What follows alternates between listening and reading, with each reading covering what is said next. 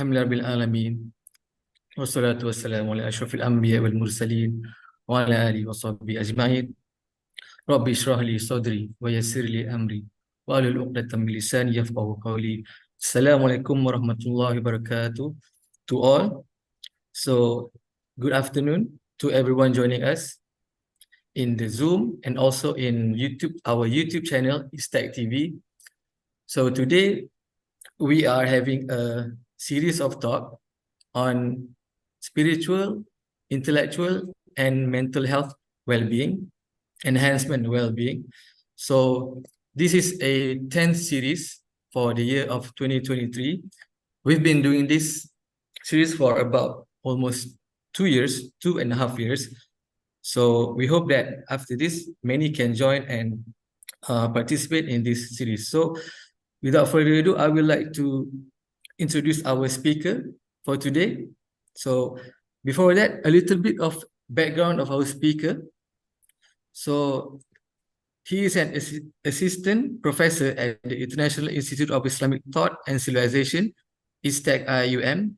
Besides that, he holds various external positions such as Associate Fellow at the International Center for Counterterrorism, ICCT, The Hague, Netherlands. International Advisory Committee member at Global Peace Institute, GPI, United Kingdom. Associate Research Fellow at the Accounting Research Institute, ARI, University Technology Mara, UITM. And also he is our very own Head of Responsible Research and Innovation, Istac-Iium. Before that, if anyone have any questions or comments, you can just drop your comments and questions in the chat box in YouTube, Istac channel, or in the Zoom. And also, if you are here present in the Zoom, you can, if you have any suggestion or question, comments, you can just unmute yourself. So with that being said, again, I would like to introduce, his name is Dr. Ahmad El-Muhammady, our very own lecturer. So by all means, Doctor, the floor is yours. Okay, thank you very much, Brother Ridwan, for the introduction. Bismillahirrahmanirrahim. Alhamdulillahi Rabbil Alameen. Wassalatu wassalamu ala asyrafil anbiya wal mursalin. Sayyidina Muhammadi wa ala alihi wa sahbihi ajma'in. Rabbi shrah li sadri wa yassir li amri wa hlul 'uqdatam min lisani yafqahu qawli. Subhanaka la ilma lana illa ma 'allamtana innaka antal alimul hakim. Wala hawla wala quwwata illa billahil aliyyil azim. Alhamdulillah, let us invoke the highest praises to Allah subhanahu wa ta'ala for giving us the opportunity in this blessed Friday. Today, to meet and to discuss on this very important topic on the 10th of November 2023 today.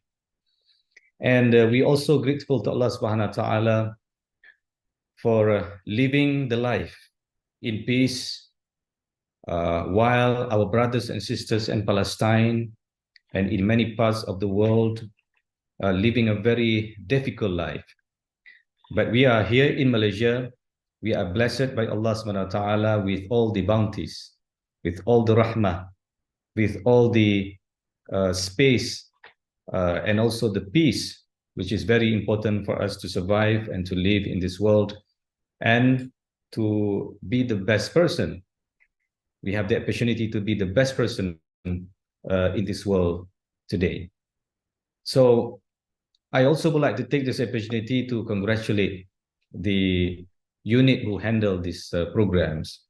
And as Brother Ridwan said just now, we are now in the 10th series of the program. And I consider it is very, very wonderful initiative, and it should be continued, I think, from time to time, and then to discuss on the topic which is relevant to us in our life. The topic that I'm going to speak to you today is about being resilient. So there are three things that I will focus on. Number one is, what does that mean by being resilient? Number two, why resilient is important? And number three, how to become resilient. So these are among the three aspects that I'm going to speak in this afternoon, within the short period of time. And I hope that this sharing would be beneficial to all of us. So let us start with the first one. What is resilient, and what does that mean by being resilient?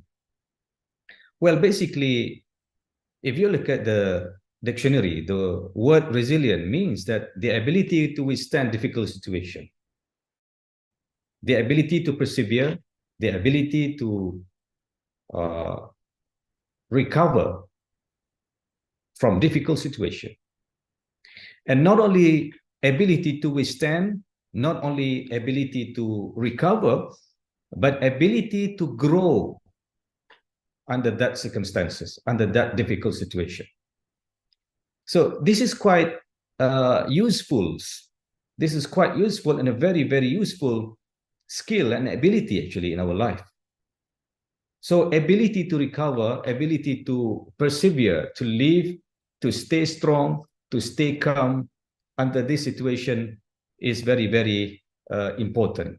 So I think this is the first aspect of our discussion, basically, the basic meaning of being resilient.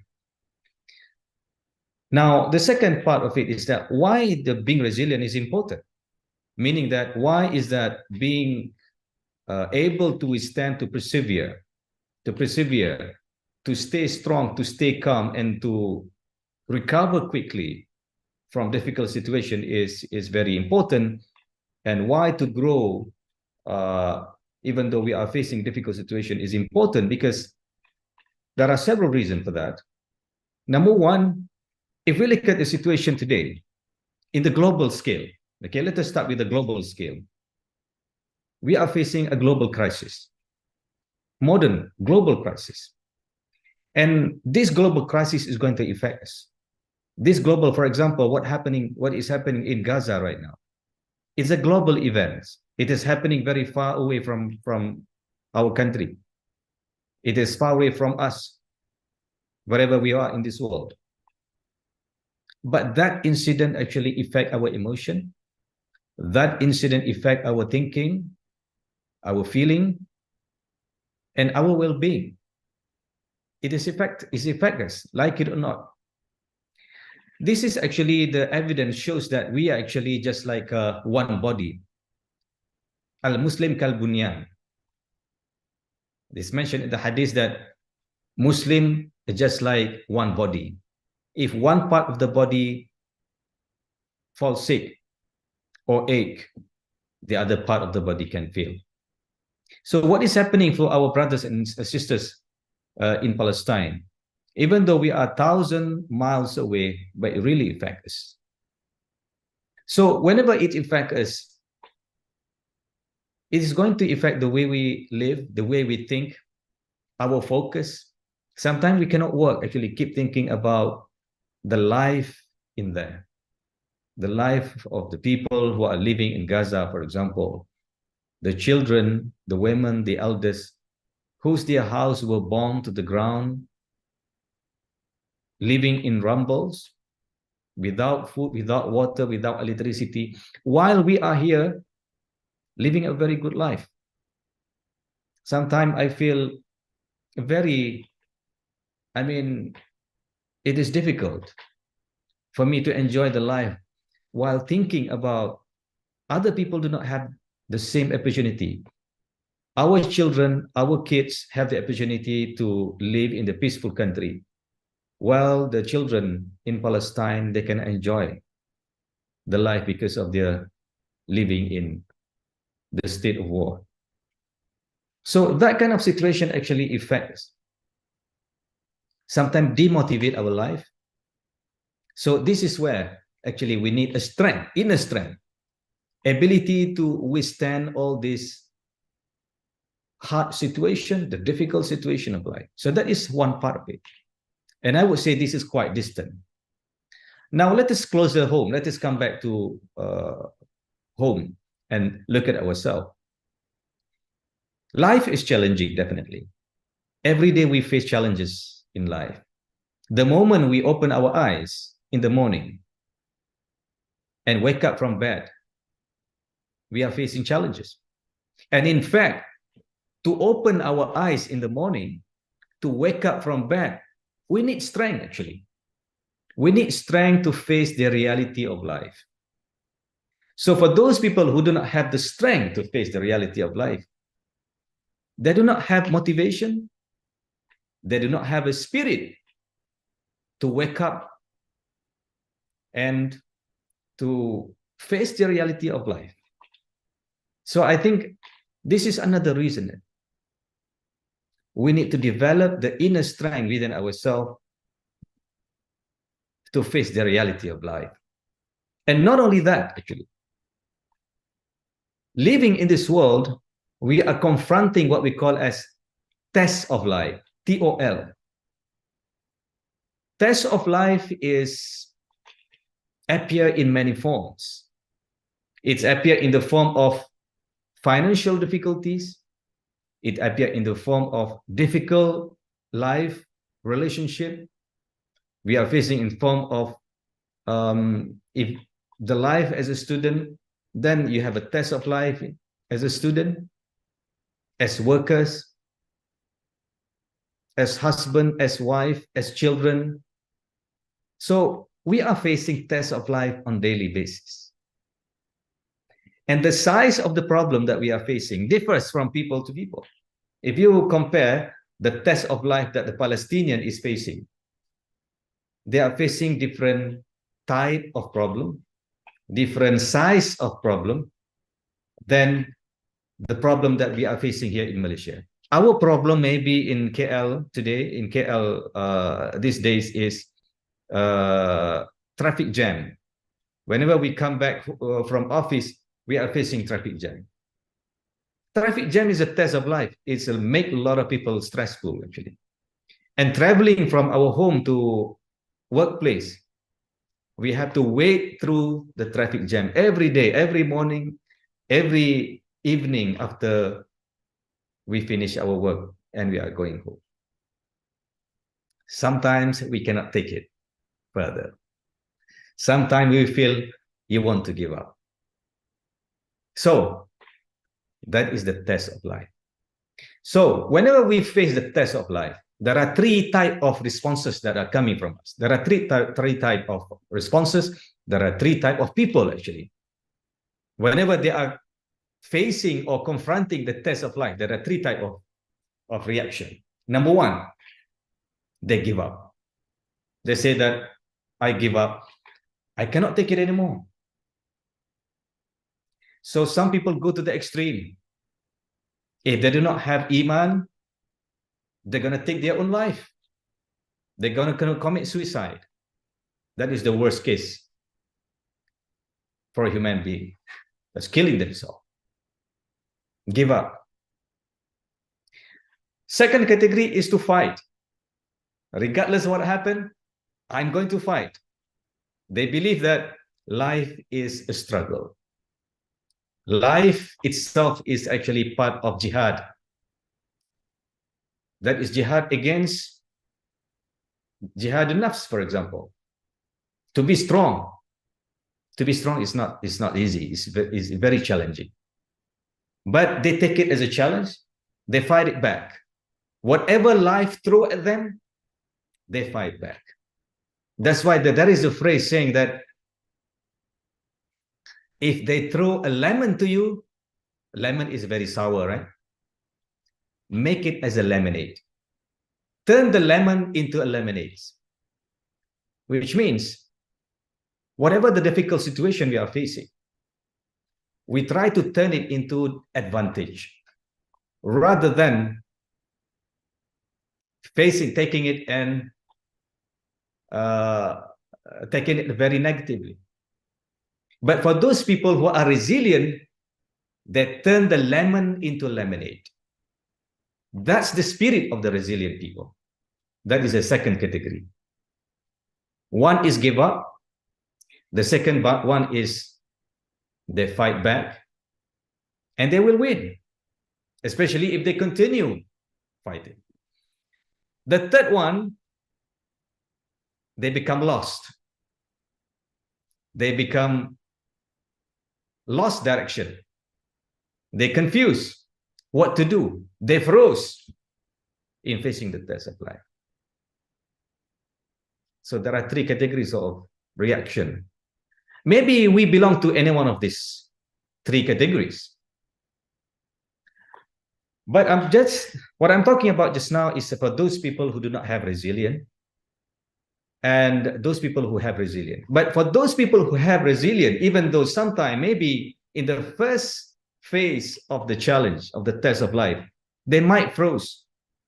They say, I'm lost, I'm confused, I do not know what to do with it for some times. But after that, they gather their strength and fight it back. So that is the thinking. That is the mindset of the resilient people. So again, brothers and sisters, why resilience is important? Why it is so important? Because we are facing the test of life. And the test of life differs from one person to a person. Yesterday, maybe today, I think we read the news. There is a politician, Said Sadiq.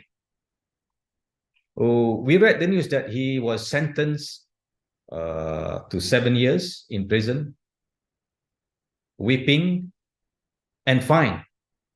That is test of life. That's how the life is. Well, I'm not justifying that whatever he does or whatever the court found he does.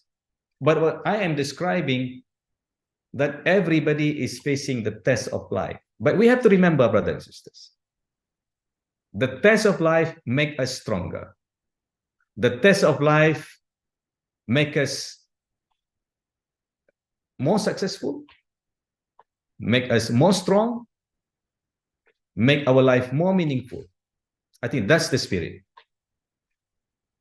So that is the second part, why we need resilience. And there is another reason for that, actually. In life, there is two choices that we have, actually. Whether we want to succeed, we choose the option of success, or we choose the second option, that is failure. If we don't do anything, that we choose the second option then. So there's only two ways in the front of us. Whether we are choosing the path of success, meaning that we fight back, or we give up. Okay? So that's why success is very important in human life. That's why in Islam, whenever muazzin call for azan in the subuh prayer, they would call for success. Hayya alal falah. Comes to the success. How we can achieve it? Hayya alal salah. Success is achievable through prayers. That's the concept of success that we choose. That is the concept of success in Islam. Success is associated with tawheed, with iman, with ibadah. That is the true success. Okay? The last point. Why do we need to stay resilient? Why do you need to become resilient? It's because it's part of religious obligation. As I said, jihad is part of our iman. In life, we have two options. We fight back or we fail. So that is the reason why it is very important. It is very important for us to stay resilient, to develop our capacity inside here. Okay, so that is the second question. Now, the next question is how to develop resilience. How to develop the ability to withstand or the ability to persevere in the difficult situation. It is not an easy thing, actually. It is very difficult things. So how can we develop this strength? How can we develop this strength of becoming strong under challenging situation? Because as I said, every day we are facing challenge. Every day we are facing the test of life. But how to stay strong over a long period of time? Meaning that how to stay istiqamah, continuously strong. There are certain mechanisms to do that. And there are several aspects of resilience. Now, let us go to the original definition of resilience. Resilience means ability to become strong under difficult situation. Ability to stay calm and strong whenever you're being challenged. Ability to stay strong also to face the test of life. Because every day we are facing the test of life, small or big. Maybe one of the tests of life is we have illness, a physical illness. For example, some people have cancer. Some people being tested by Allah subhanahu wa ta'ala, having difficulty of physical difficulty, like they cannot walk properly. They cannot see. They don't have the ability to see. They're blind. That is a test of life, basically. Some people being tested by Allah for having a special child. Is a kind of test. And they have to stay and they have to live with it. So brothers and sisters, ladies and gentlemen, we are facing all this kind of challenge. Now the thing is, how to persevere, how to stay strong under all of these challenges. And actually, I choose this topic because I feel that it is very, very important for us to develop an inner strength, develop a resilience within us in order to stay alive and to continue surviving.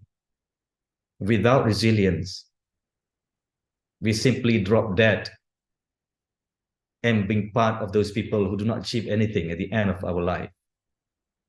So as long as we are breathing, we have to fight back. That's the spirit and that's the essence of being resilient.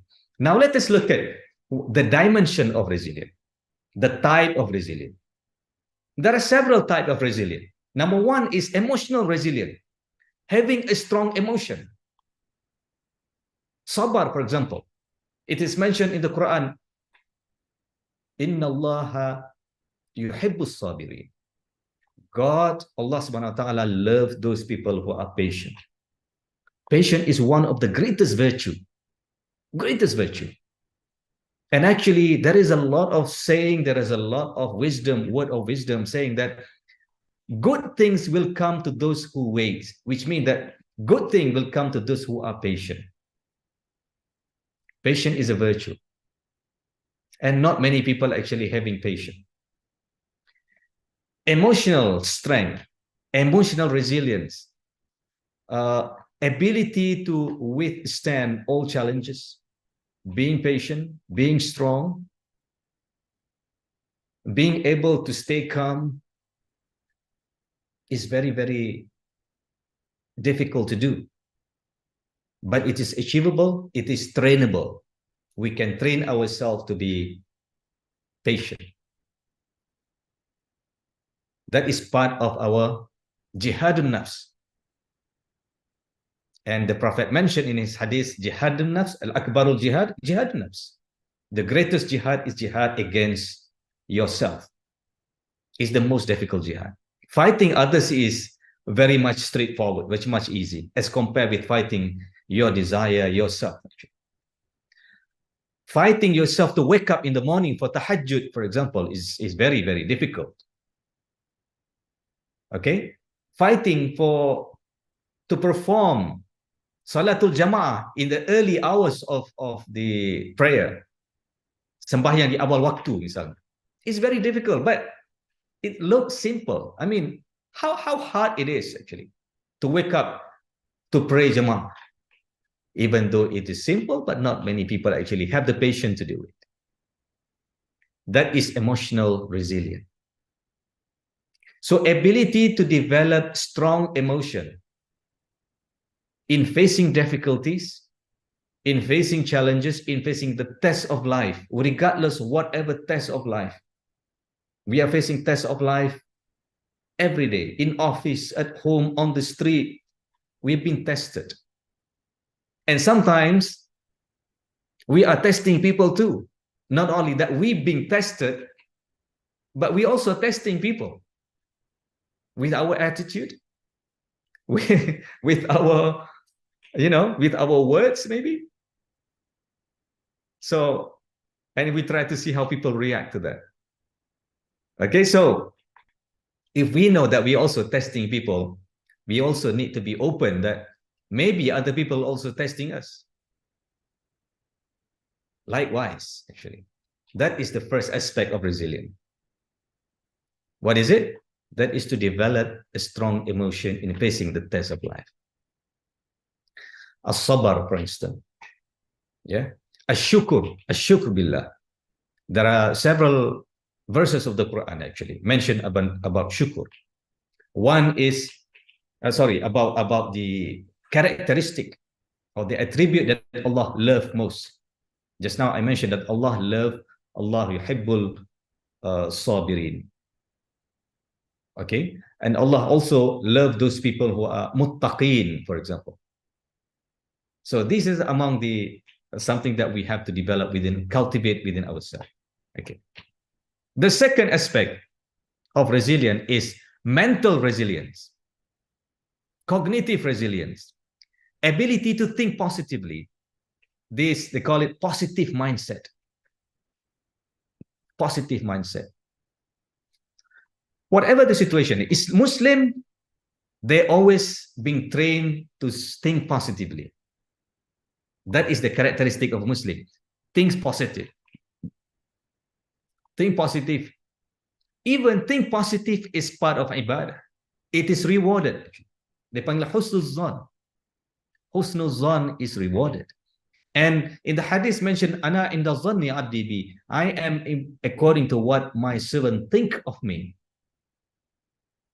Allah actually encouraged us to think positively. And it is mentioned in the hadith also at the end of the meaning that if you being told that this is the al-qiyamah is almost coming to you, but you have the seed of a date, you plant it. That is the spirit of tawakkal, the spirit of hopefulness, they call it. That is very important. Think positive. The situation may go wrong. The situation may look bad. The situation may not seem improving.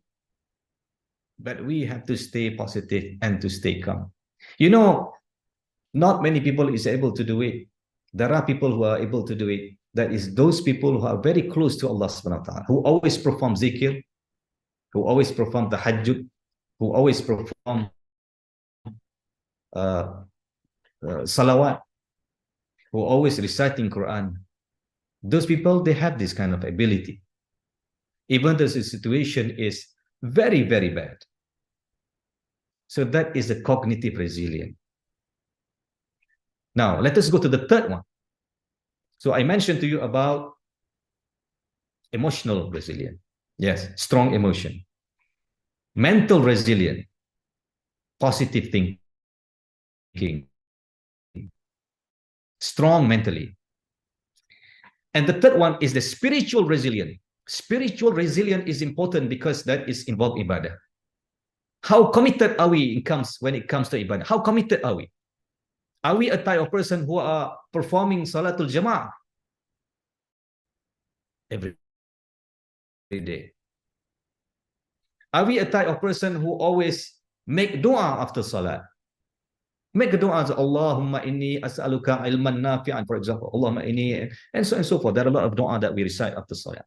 Are we a type of a person who always make a dua to Allah subhanahu wa ta'ala? To what extent that we are able to wake up for tahajjud? That is spiritual resilience. Ability to wake up in the morning. Actually, tahajjud is not for everyone. Actually, tahajjud is not for everyone. For chosen people. Chosen people. And those people who are able to perform tahajjud is a special guest in the eyes of Allah subhanahu wa ta'ala. Because they are chosen. It's a rizki, actually. How many people who are actually rich and famous, healthy, able to wake up for tahajjud? So tahajjud is not about how rich you are. It's not about how intellectual and how smart you are. It's not about that, actually. It's about how pious are you, how sincere are you with Allah subhanahu wa ta'ala. Because wake up for tahajjud is involve sincerity, involve humility, involve istiqamah, involve jihad. And only those people who perform tahajjud understand the significance and the meaning and the sweetness of tahajjud. You cannot describe with words. You cannot create a theory out of this. It only can be practiced. For those people who practice it, they will understand it. So that is a spiritual resilience. How committed are we when it comes to ibadah? So if we combine, brothers and sisters, ladies and gentlemen, if we combine between emotional resilience, cognitive mental resilience, spiritual resilience, we have actually developing ourselves or within us a strong kind of power, a robust strength inside ourselves to face the reality of life, to face the challenge of life, meaning that whatever comes our way, we are able to stay calm and to solve it. So we can beat depression, we can beat stress, we can beat depression, we can beat anxiety with all this if we develop these kind of things. A lot of people today, for example, having an anxiety, having depression, having stress, because of the strength inside is not there. I think if we have the strength inside, then we are able to face any kind of challenge. And it reminds me of one story during the time of the Prophet, that the Prophet want to wage war during Uhud, if not mistaken. So all the Sahaba during this time gathered. We are going to join the battles, Ya Rasulullah. And he said, okay, fine, you can join the battle. But next day, whenever the time for the battle comes, he said that, who's among you actually perform tahajjud and who's among you do not perform tahajjud? And there are people actually raise their hand and say that I'm performing tahajjud, Ya Rasulullah, last night. And there are also wake up, raise their hand, say that I am not doing that. And then the Prophet said that those people who do not perform tahajjud, please stay, don't go to battle. You know, that shows the example of even if you want to go for a battle, tahajjud is still important. What is more in our life, I think, we can actually understand the power of tahajjud if we are. So that is the meaning of spiritual resilience. Now I'm going to go to the fourth one, physical resilience. Physical resilience. You know, a lot of people actually focusing on the mind, okay, emotion, on the spiritual. Don't forget the spiritual, the physical part of ourselves. We have to maintain our healthy body. This is very important. This is very, very important. Taking care of the body is very important. And it is mentioned in the Quran, like, Kulu washrabu wala tusrifu. Eat, drink, don't be excessive. Meaning that if you want to eat, yes, go ahead and eat. If you want to drink, go ahead and drink, but don't be excessive. Eat moderately. And it is also mentioned in another verses. Allah said, halalan tayyiba, meaning eat something which is halal and good, which means good here, nutritious. You cannot just, why do you eat this? Because it's delicious. Delicious is not the criteria for eating actually in Islam. What is the criteria is, one is halal or not. Second one, it is good or not for your health, for your body. If the food is not good for your health, for your body, or just for the sake of being delicious, We are choosing the wrong criteria, in fact. And in fact, what make it worse is that we are eating because we are being influenced by TikTok or Instagram. Why do you go to this place? Because you know the people actually is viral. So you are eating this thing because it is viral, not because it is healthy, not because it is halal, not because it is good for your health. We are taking the wrong criteria actually when it comes to food. And because of that, I think that we are facing a lot of weird illness, complex illness in the modern times. Various type of cancer, for example, because of the nature of food, because combination of food is wrong. Because we mix this and we mix that and we put this cheese and everything you put cheese and so make it as a food. And we never investigate whether it is good for the health or not good for the health and so on. Yeah. So ability to have a strong body is also important. Exercise is very important. So ask yourself, how many times that you exercise in the week? Or you never exercise? Especially if you work in the office like this. I'm sitting in the office right now. We are sitting down, working. Most of the time, like we are sitting down. How many times actually we are going out for a walk or for doing exercise? I think if we don't do this, we are killing ourselves, actually. We are really killing ourselves because our body is not meant to be like sitting down. Our body is meant to be moving and walking and so on. So I think that is the part of the reason why we have a problem of obesity, for example. We have the problem of high blood pressure or what else? The cardiac diseases and so on. There are so many other things. It is because of the lifestyle, they call it. We do not practice or we do not develop physical resilience. So how many resilience that we are learning today that we are talking about this afternoon? We talk about emotional resilience. We talk about cognitive, mental resilience. We talk about spiritual resilience, physical resilience. This is very important, physical resilience, to stay strong, to stay healthy. And not only us, our children too, our relative too, but living or having a good, healthy lifestyle. That's the point. So life is not about work. But some people will talk about work as if there's nothing else exists in this world except work and office, work and office. Hey, come on, guys.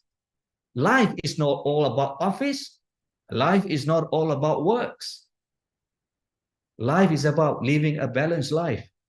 There is a family there. There is a society. There is a community there. There is a, relative, saudaras. And, that's life.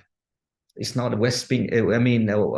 focusing on the work until there is no day like, hey, if we drop that today, somebody else is going to replace us. That's the fact of life. So please don't be obsessed with work.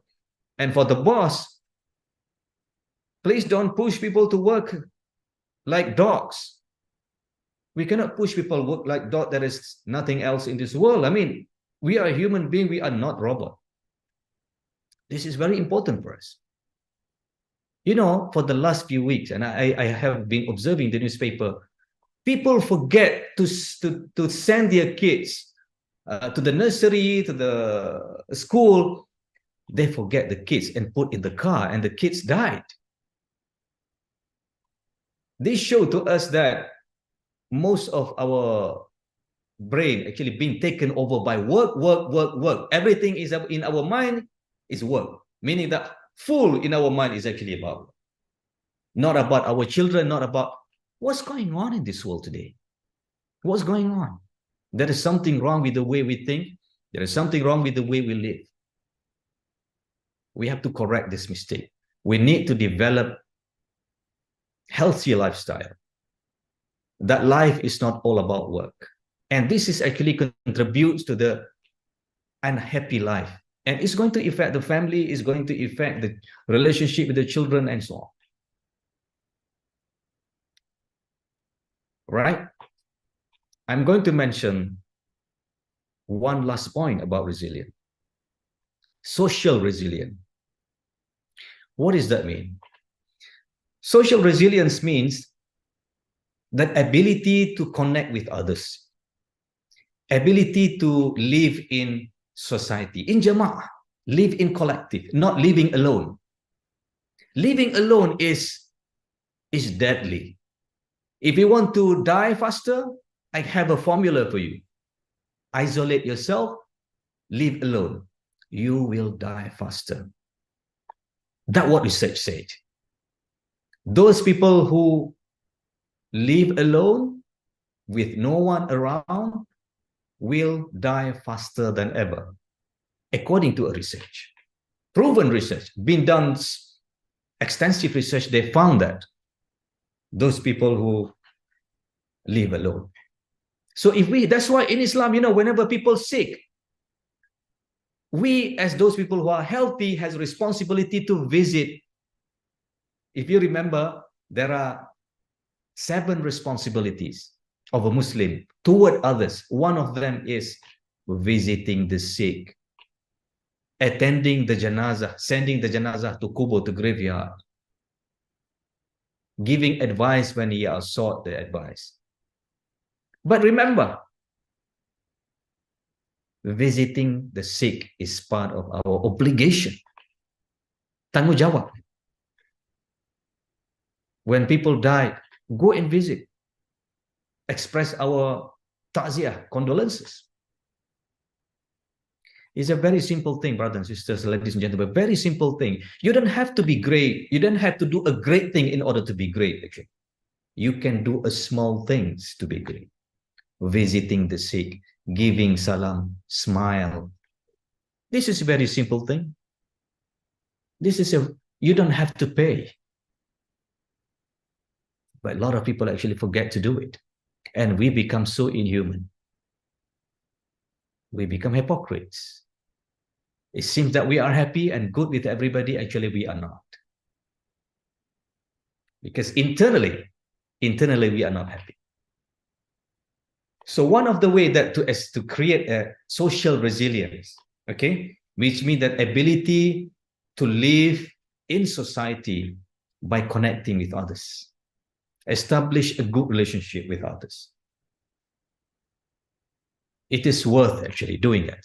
It is worth doing it. In Islam, we encourage to live in jama'ah. We cannot live alone. So that is the reason why, as I said, you cannot leave those people who are sick alone. We have to visit. We have to give them motivation. We have to give them strength. Visiting. So if you want to know who is your friend and who is not, you wait. When you're sick, who will come and visit you? Very simple. You will know who is your friend and who is not friend. When you are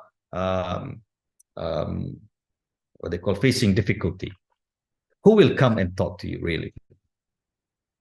Who will come and help you? At least ask, how are you? It's a very simple thing to do. Let me tell you one story. Sometimes I went to prison. I went to prison to give counseling and to meet with the prisoners. I visited many prisons in Malaysia. The closest one in Kajang, also in Sungai Buloh. And we have so many prisons in Bentong. We have another one there. And last Monday, I was in Taiping prison. So I visited prison. And prison is the place where people actually living in emotion. They don't have freedom. If you go to prison, visit them, you're going to listen a lot of stories there. So let me tell you one story. So there is one person that I visited in prison. A very well-known person. He's a very well-known. And if I mention your name, you're gonna know him. He's a very public figure guy. And I say, what happened to you right now? Who come and visit you? Or who actually comes and still being in contact with you after you've been in prison? You know what he said to me? He said that right now I know who is my friend and who is not friend. Because when you are holding the status of banduan, who want to be your friends? So whereas in Islam, whenever we look at people who is doing a sinful things, for example, right? A lot of what sometimes people engage in simple thing. So whenever if you look at people who do sinful thing, you need to have compassion. Compassion to those people who are doing this because he is not able to overcome the rationality, the desire has taken over his mind or her mind, and he committed the sin. We need to have compassion.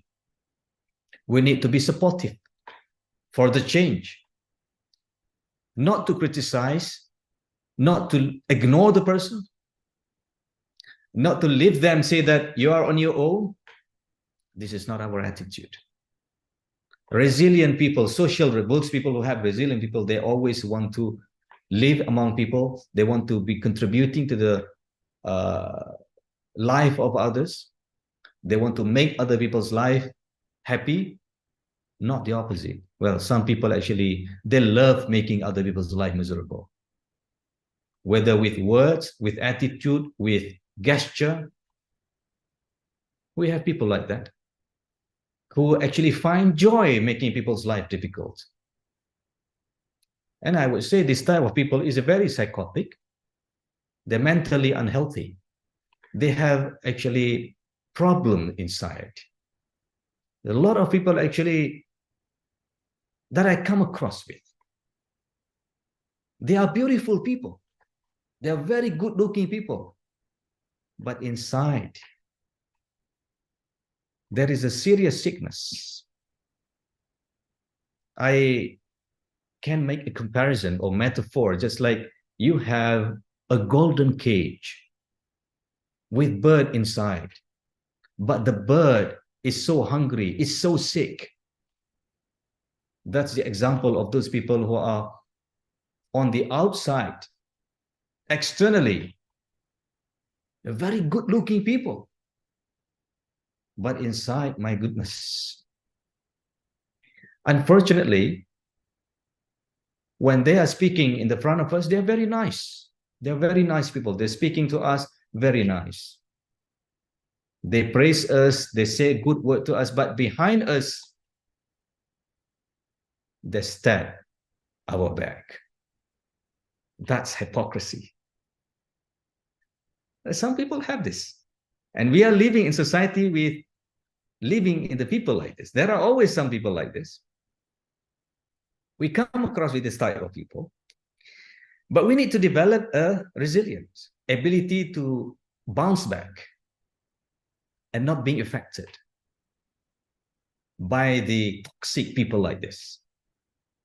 I always tell my student, brothers and sisters, you need to avoid 5 toxic in your life. If you avoid this thing, you can basically live a comfortable, peaceful life. What is it with 5 toxic things? Number 1, toxic thinking, toxic mind, thinking negatively about others, thinking all about negative. That's number 1. Toxic mind. Second is toxic feeling, envy, jealousy, anger. This is very toxic feeling. Hypocrisy. Na'udzubillahi min zalik. These people will never have a happy life. Hypocrite people. Third one, toxic word. Some people, they like to use a toxic word. Dear brothers, toxic word. They curse people. They use a very bad language. If they become boss, for example, they're going to, hey, come on here. Do this, do this. What's going on here? What's going on? Why you have to use this kind of tone? I have seen people like this. I have seen people among our community. And I still remember, I attended one meeting, and the person having a problem with another person in another meeting, but the meeting is online. So you got to be careful when you do the meeting online. So the person look at another person's name on the screen, And they scream suddenly, why these people are here? Because he doesn't like the person. I actually shake my head and say, what the hell is going on here? My goodness. What's the fact? That's the reality. Toxic word. Very toxic word. All right. The fourth one is toxic friend. You have a friend. And in life, we have friends. But we have to remember, some friend is toxic. And you have to keep a distance, actually. And in the hadith mentioned this one, actually. Al-maru ala dini khalili. You are what your friend's religion are. Or what your friend's religion is. Which means that you will actually being influenced by your friends, basically. Choose your friends carefully. Sometimes we are good people. We are very positive. We are very good. But when we start befriending people with toxic thinking, emotion, and so on, it will destroy our life. Choose the friend carefully. I think that's the wisdom. That's the wisdom. The Prophet actually gave us an advice, actually, a wisdom. You want to choose a friend, choose wisely. And I read a study. Your future, meaning that if you want to know what happened to you 5 years from now, you try to look at 5 closest friends that you have in your life at the moment. Who is your five closest friend that you have? These people will determine your life next 5 years. So if you choose a wrong friend, if you choose a stupid friend, or if you choose a toxic friend, you can imagine where you would be, where you will be in the 5 years' time. But if you choose successful friend, visionary friend, supportive friend, you can imagine where you are in the next 5 years. That's the essence of resilience. 5 people. Because these are the people that we interact on a regular basis. And these are the people that is going to shape our thinking, our emotion, our behavior. You know, just like among you in the office, we have 3 people who are talking business. I'm sure you will be the 4th one talking about business. Just like that. There is a word saying that, you know, if you befriend with the people, the perfume seller, you will get the smell. If you befriend with those people who are dealing with iron and so on, you will get the things too. Choose the friend carefully. That is number 4. Number 5 is toxic environment. Sometimes we live in toxic environment. House, living space, family. And it's very easy to spot, actually. Toxic environment is if you have a house, the house is upside down, like it's so messy. This is something that we have to look at. If we have a house, our house, there is a rubbish here and there, and they're never being cleaned, the room is never being cleaned, and so on. This is the toxic environment, actually. Or those people who are actually having an attitude problem. However, brothers and sisters, and ladies and gentlemen, if you happen to be in a toxic environment, I can give you one piece of advice. We have to be like fish in the ocean. You know, the fish in the ocean, even though the ocean is salty, but the meat of the fish never been salty. So we need to develop a kind of, you know, aura around us that nothing affects us. You want to say whatever you want to say it, but I don't care. It's a kind of difficult to do because you are living in a space whereby everybody's talking. But if you happen to be in that situation, you remember the philosophy of a fish in the ocean.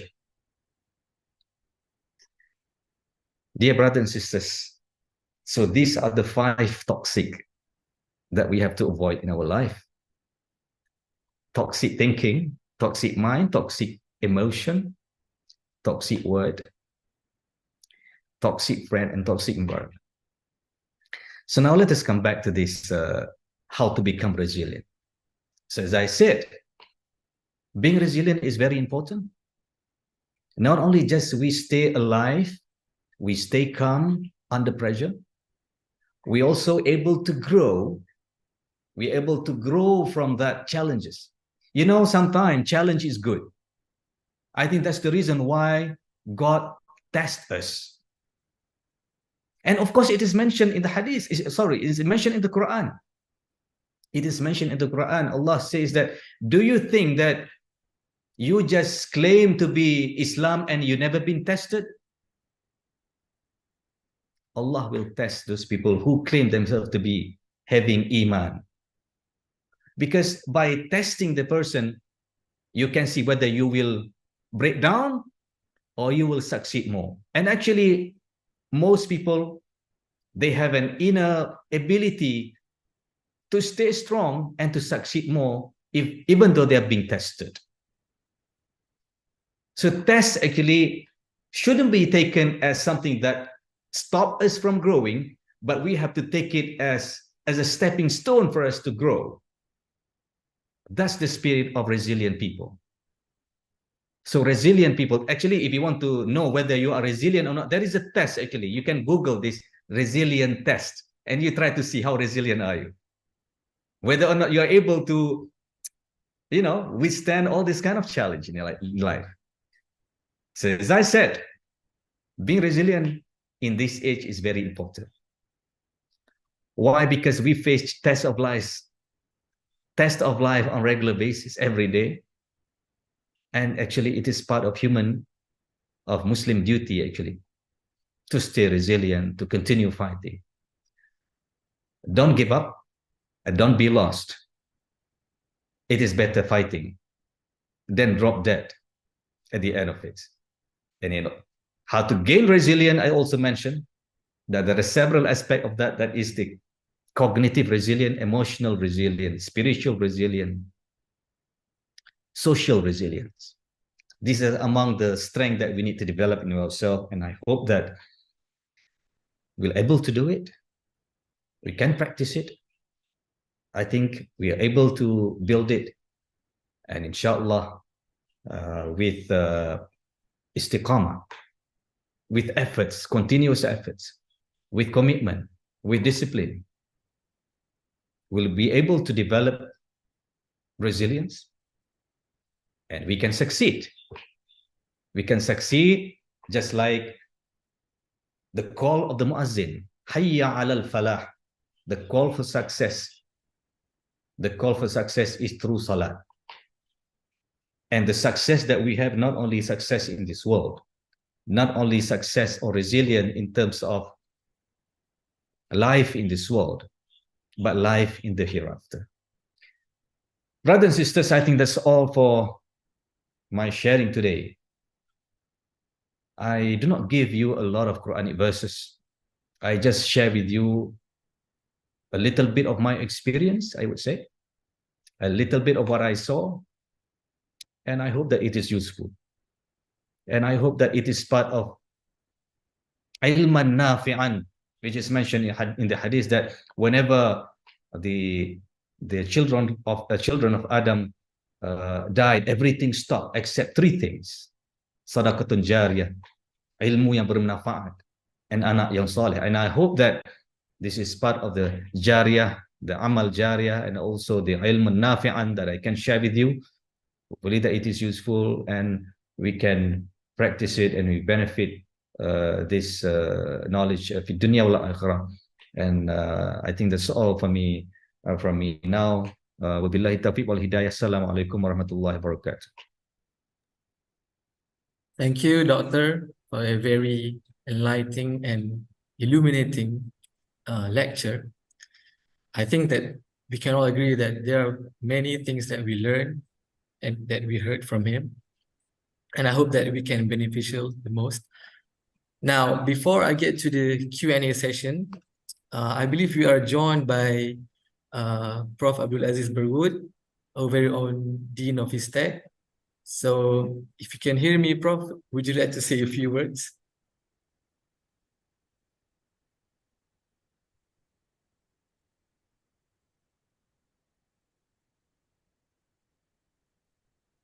Okay, never mind. Inshallah, later. Maybe Prof is So, another meeting. yeah, it's okay. So I have a question. It's coming from me. So, Doctor, so is your opinion on, today's young people, they would like to call this term healing, as What? an healing, Oh, yeah, or as an escape. So they can escape reality, like temporary healing themselves. So do you agree on this, or like, is it Islamic, or like, is it helpful for mental health, or like, you know? thank you very much for the question. Actually, the word healing become very popular in the post-pandemic, not before. In the post-pandemic, the word healing actually emerged and become part of daily conversation. That's what I noticed, actually. I'm not sure whether it is emerged earlier, but it is emerged and become very popular after pandemic.